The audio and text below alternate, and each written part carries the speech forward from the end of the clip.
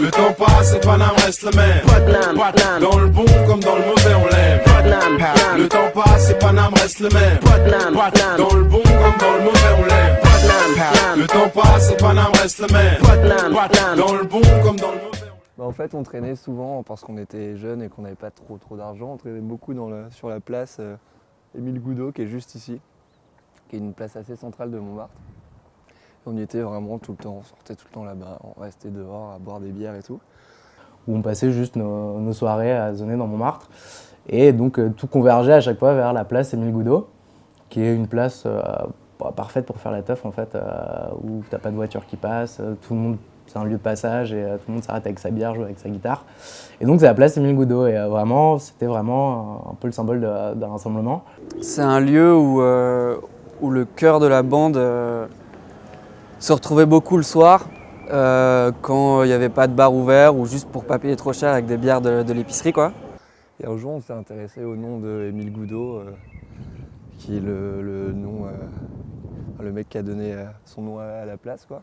Et on s'est rendu compte que ce mec, qui est donc Émile Goudot, était le fondateur des Hydropathes, qui est un cercle littéraire et créatif de la fin du 19e. Cette association qui est d'un Montmartroise, deux assez portée sur l'alcool et de trois surtout aussi portée sur différentes formes de pratiques artistiques, politiques, littéraires et tout. Et du coup, on a décidé un peu de reprendre le flambeau et de reprendre le nom comme ça, un jour, informellement. Et après, plus tard, on a décidé de créer une association. Dans notre ivresse et nocturne et nos délires, on s'est dit, mais putain, en fait, c'est nous les héritiers, ou au moins les gens qui représentent le Tiécar, comme les Hydropathes le faisaient avant, d'une manière festive et créative. Et qui ont envie de partager leur création avec le quartier. Voilà, nous on s'est dit qu'on pouvait essayer de représenter un peu cette dynamique à notre époque. Quoi. Hydropathe, ça veut dire allergique à l'eau. C'est-à-dire que tu es allergique à l'eau. Quoi.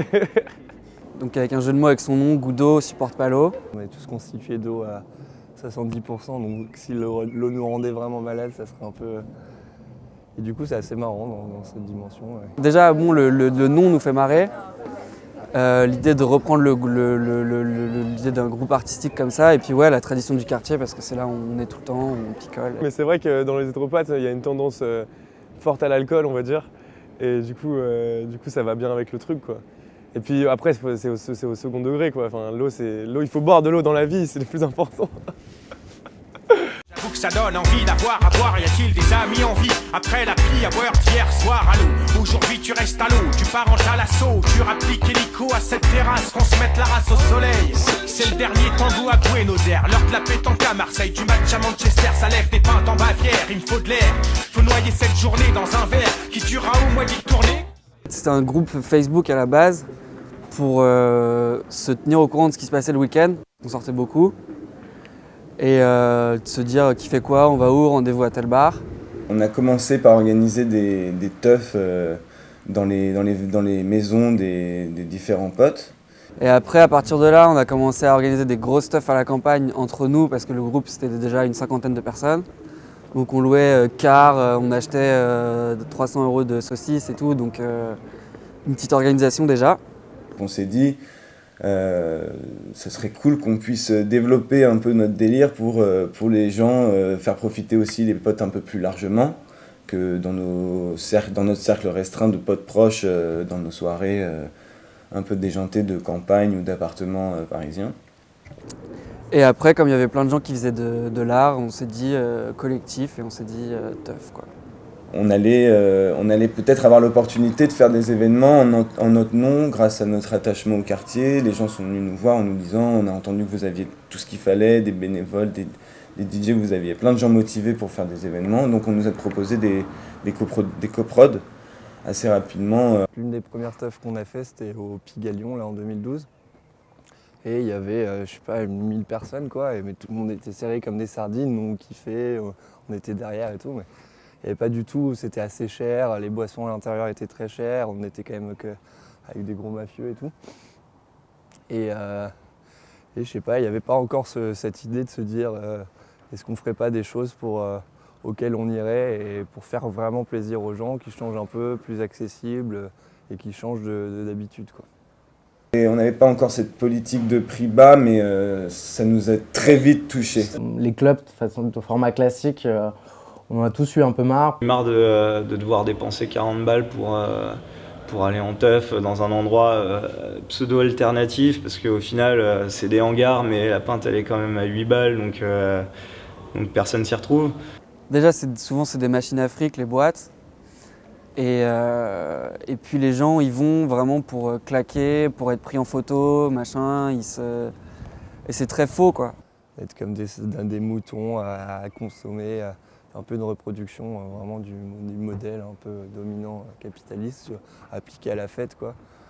T'as vraiment l'impression d'être un mouton parmi les moutons. Ouais, on s'inscrit complètement en opposition face au collectif, aux des grosses machines à teuf, style la Drôme, ces trucs-là, où nous on appelle ça les abattoirs à teuf, quoi, à teufeurs, où t'as 3000 personnes dans un hangar, tout le monde sous drogue, l'entrée elle est à 40 ou 50 balles. On se rendait compte que nous, on était allés en boîte, on était allés dépenser nos thunes un peu bêtement dans le système de consommation d'habitude, quoi. Ça nous a vite saoulés. Et en fait, c'est ce qui a amené la création de notre identité, qui est donc de trouver de l'accessibilité, de permettre l'accessibilité de nos événements à un nombre assez élevé de différences sociales et de différences culturelles et tous ces trucs-là. En fait, tout simplement, c'est le prolongement de nous, ce qu'on voulait faire, des types de soirées auxquelles nous, on voulait aller. Et c'est toujours la question qu'on se pose quand on les fait. En termes de prix, c'est est-ce que nous, on le paierait? Est-ce que nous, ça nous plairait? Et voilà, à partir de là, du coup, ce qu'on fait, c'est d'avoir des trucs les moins chers possibles, forcément. Et des trucs pas chiants, qui se la pètent pas et qui restent bon enfant, rigolo, quoi.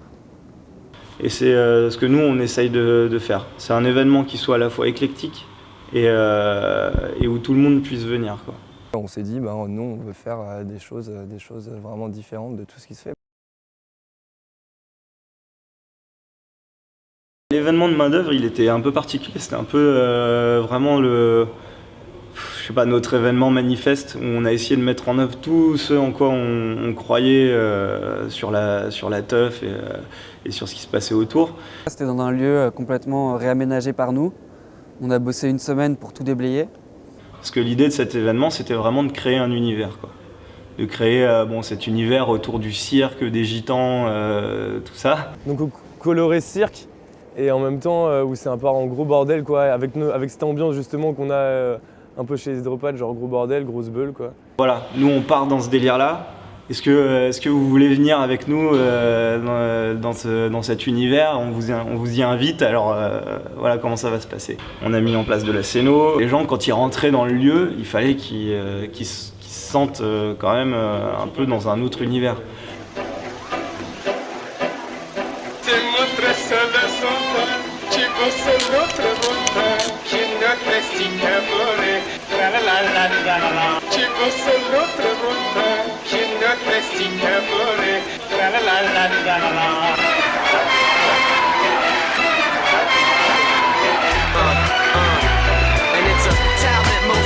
Should learn how to make you laugh without saying a word. People have to yell nowadays to get heard. But Charlie was the man and that man could turn. Il y avait aussi des films de présentation de l'événement qui étaient une vraie histoire qu'on a essayé de raconter et qui permettait aussi de faire comprendre aux gens qui allaient venir à l'événement dans quel monde on voulait les inviter. Le but c'était de faire un espèce d'après-midi, que ça commence tôt, que ça finisse assez tôt aussi, donc ça a fini à 3h. Et d'essayer vraiment de mélanger tout ce que les gens ont, que ce soit les connaissances hydropathes ou les hydropathes eux-mêmes. Donc c'est-à-dire que par exemple au début il y avait un ciné-club avec Nicolas Worms qui a fait du piano sur un film. Et ensuite parce qu'on adore la techno aussi de ouf et que plein de potes font de la techno, il y avait la scène la grotte techno.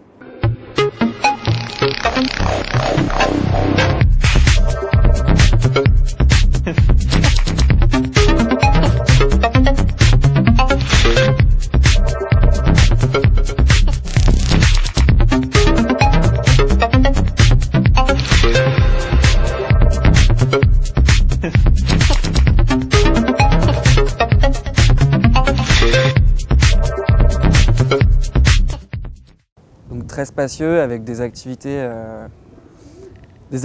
quoi, beaucoup de canapes, des acrobates.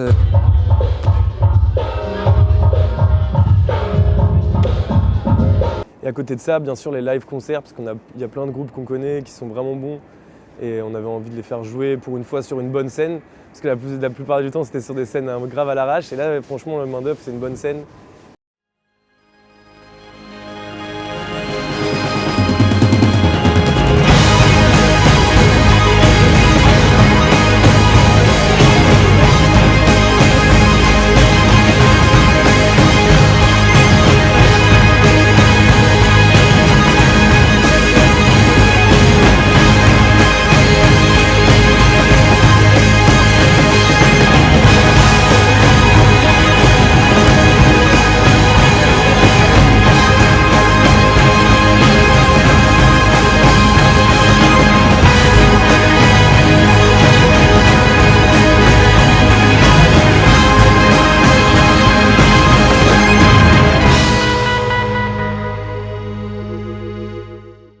L'idée c'est que comme si c'était dans la rue, quoi. Les gens ils viennent, ça a duré 10 heures les 2 fois, ça commence tôt dans l'après-midi.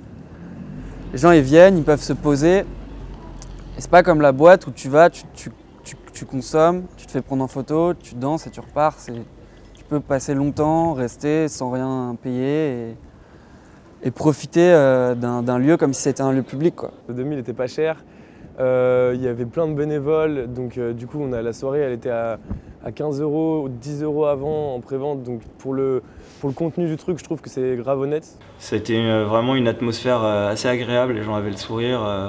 J'ai croisé beaucoup de gens, beaucoup de personnes qui m'ont dit votre événement il est vachement bien, je peux me balader d'une salle à l'autre, c'est pas du tout la même chose, je suis sûr que le mec qui est là-bas il a pas passé du tout la même soirée que moi et ça c'est trop bien. Avec l'après-midi on a eu des familles avec des enfants.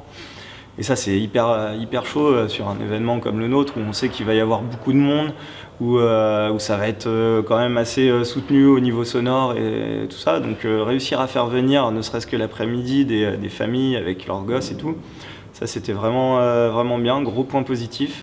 Et on n'est pas totalement à ce qu'on voudrait faire d'ailleurs, mais il y a un moment où tu as les questions quand même de finances, de légalité qui rentrent vachement en jeu. Si on pouvait poser un sound system placé Émile Goudot, on serait content, mais on n'a pas le droit. Et c'est normal en même temps, après c'est à voir aussi avec la population. Je pense en tout cas que ça va se développer de plus en plus, c'est les choses dans les lieux publics. Et dans la rue, d'ailleurs on veut faire des choses à place Émile Goudot, on est en train de mettre ça en place. On essaye de se lancer là-dedans, on a plusieurs projets en cours autour de Montmartre, parce qu'on vient quand même tous de Montmartre. Et dans l'idée, nous, c'est quand même de faire vivre aussi notre quartier. Parce que l'idée, c'est de sortir de l'industrie de la fête et de la culture et de ramener ça plus dans le côté vivre ensemble, animer la rue et créer une vie sociale locale, quoi. Et c'est ultra ouvert aussi, parce que du coup, il n'y a pas d'entrée, il n'y a rien, quoi. C'est la rue, quoi. Tu es dans un lieu de réunion comme un marché ou quoi que ce soit, sauf que tu as de la musique et tu n'as pas à payer. Et un temps limité et un espace clos, quoi. Je pense que c'est le best, tu vois. Sans empêcher à côté de faire des soirées un peu plus construites dans des endroits, tout en gardant des prix raisonnables. Mais ça, c'est vraiment je pense que c'est le must, quoi. Et on pourrait facilement tomber dans ça et sûrement se faire de l'argent d'ailleurs grâce à ça. Mais c'est pour ça que c'est pas le but et c'est le dilemme de toujours entre l'ego, l'argent et l'idéologie, quoi.